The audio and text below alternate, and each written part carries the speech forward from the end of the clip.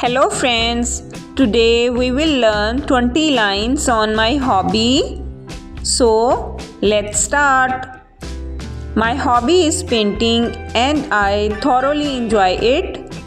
I have been painting for 3 years now. I love to paint beautiful landscapes and colorful flowers. I have a special corner in my room dedicated to painting.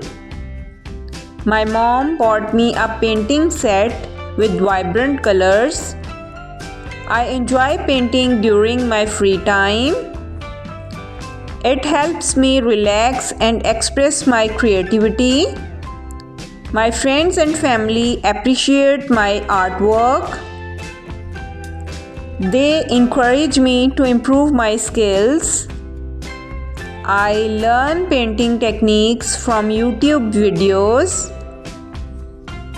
My art teacher guides me in school. I practice regularly to improve my drawing skills. Painting makes me happy and confident. I feel proud when my paintings are displayed. My paintings are a reflection of my imagination. I love experimenting with different colors.